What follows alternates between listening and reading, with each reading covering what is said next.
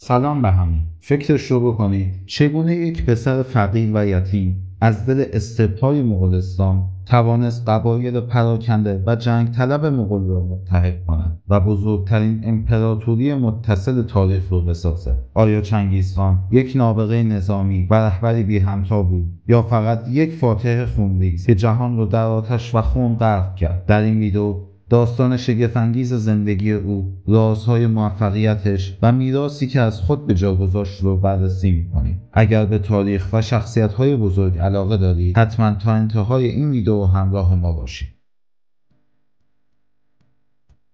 چنگیزخان که نام اصلیش تموچین بود، در سال 1162 میلادی در استپ‌های مغولستان به دنیا آمد. زندگی او از همان ابتدا پر از سختی بود. وقتی تموچین تنها 9 سال داشت، پدرش توسط دشمنان قبیله‌ای مسموم شد و خانواده‌اش در شرایط بسیار دشواری قرار گرفت. آنها توسط قبیلهشان طرد شدند و برای زنده ماندن به شکار و جمع‌آوری غذا روی آوردند. تموچین در این دوران یاد گرفت که چگونه مشکلات را تحمل کند و رهبری را بیاموزد.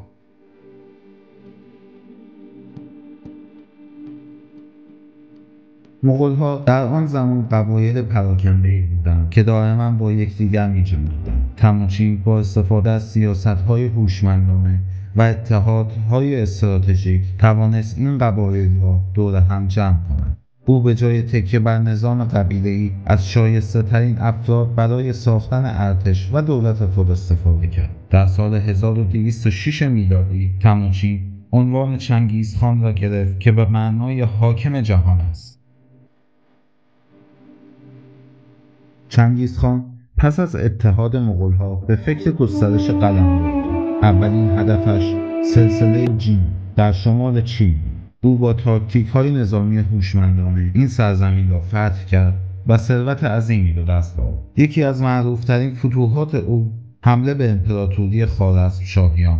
این حمله زمانی آغاز شد که خوارزمشاهیان یکی از کاروان‌های تجاری چنگیز را غارت کردند. چنگیزخان با خشونت بی‌سابقه‌ای شهرهایی مانند بخارا و سمرقند را فتح کرد. سپاهیان مغول حتی به مرزهای اروپا رسیدند و روسیه را تحت کنترل خود درآوردند.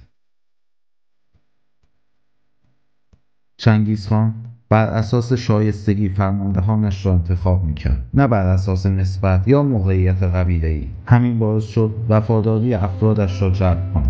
او از تاکتیک‌های غافلگیر کننده و حملات سریع استفاده می‌کرد. ارتش او به دلیل سرعت و قدرت مانور بالا شهرت داشت. چنگیزخان قوانینی به نام یاسا وضع کرد که نظم و امنیت را در سراسر امپراتوری تضمین می‌کرد و جاده ابریشم را ایمن ساخت.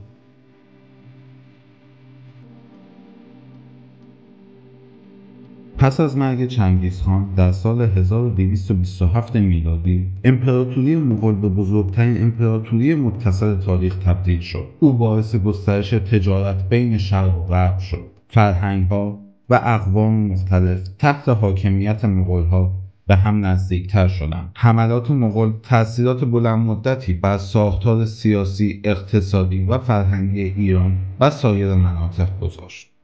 چنگیزخان بدون شک یکی از تأثیرگذارترین شخصیت‌های تاریخ است.